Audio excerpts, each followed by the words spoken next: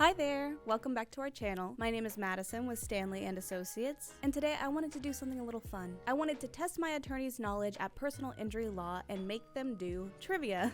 I know, so fun. Make might be a strong word. All in all, I think they had a pretty good time. So we're just gonna go ahead and jump right into this video, but before we do, don't forget to like, subscribe, and go ahead and leave a comment. Tell us what you want to see, tell us what you want to know. Alright, let's just jump into it.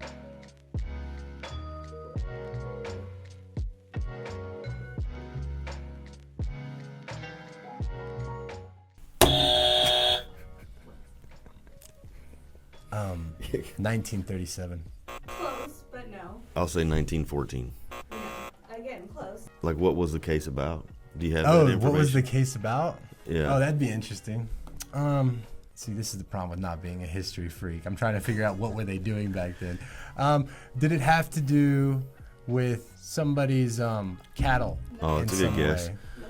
I want to go with explosive on a train platform. Yes. What? Yes.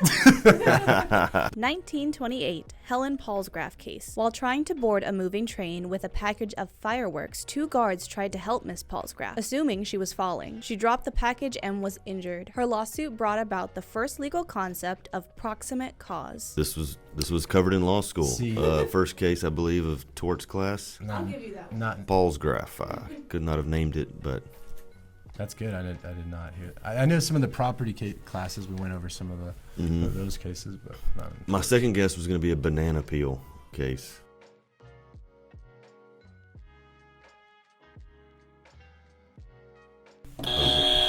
Damages? It seems like a broad question here. I mean, it's not compensation. It's not verdict. It would be, all the damages are like pain and suffering and all that stuff. Oh my God, what is that? It's gonna be so obvious when she says it.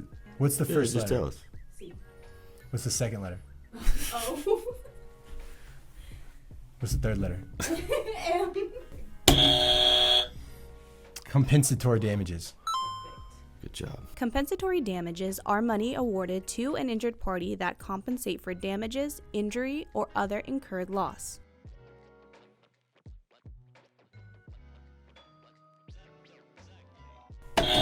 Negligence. Correct. I got that one. Negligence. The basis for liability under negligence stems from an individual's failure to behave with a level of care that someone of ordinary prudence would have exercised under the same circumstances.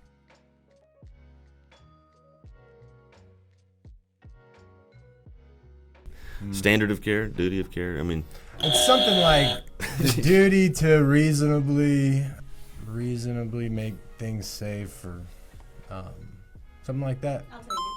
Duty of care refers to the legal obligation of individuals and entities to act reasonably and responsibly to prevent harm to others. we shorten everything. This is duty to us. You have a duty, breach, causation, and damages. I don't say you have a duty of care to act as a reasonably prudent person in the same or similar circumstances. In the blah, petition, blah, blah. you say that Like, you have a duty of yeah, I care to know. act reasonable. A duty to act as a reasonably prudent person under the same or similar circumstances. Because if your duty is going to be different in a premises case than it is in a car wreck.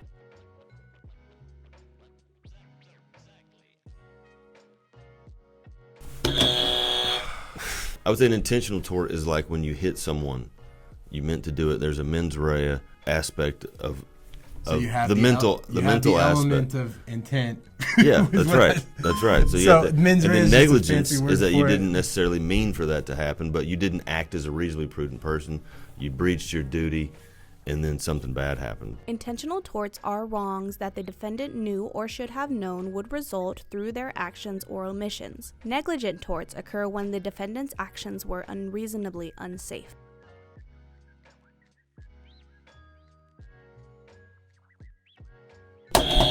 Two years.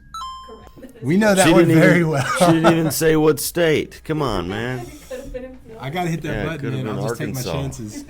You have no more than 2 years from the date of the accident to file a lawsuit against the person or entity responsible for your injury. In Texas. There are actually exceptions to that based on being a minor or incapacitated. If you're a minor, you have basically 2 years after your 18th birthday because you can't contract to sign a release And so if you got in a car accident at 16 and never got it taken care of, you have until you're 20.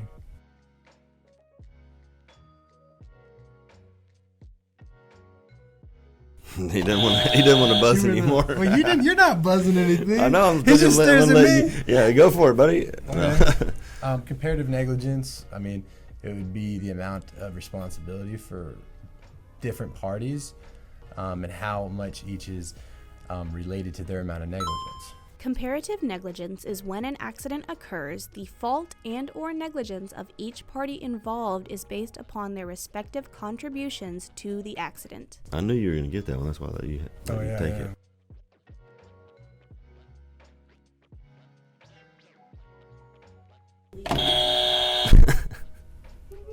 Go. Wait. You didn't even finish the question. A significant legal precedent. Yeah, I mean, the Of McDonald's course. case. That's what everybody usually thinks of, right? I don't know if that was a legal precedent, but it was a big case. Okay, Dustin clearly has this. Well, the first case you already told us was Paul's graph.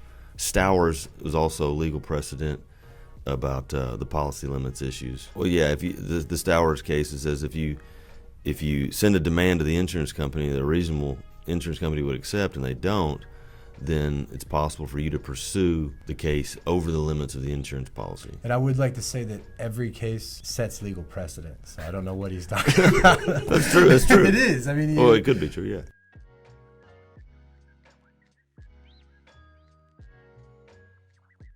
All right, I'll buzz it. Strict liability. An example would be if there's a statute stating a rule and you violate that statute. You know, like you're given a ticket or something like that. You plead guilty.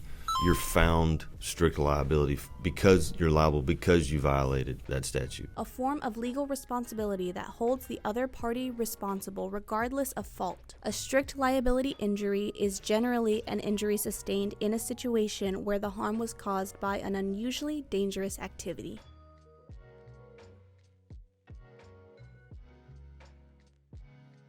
California. Incorrect. Texas. Nope. I'll go with Florida. Oh, per capita.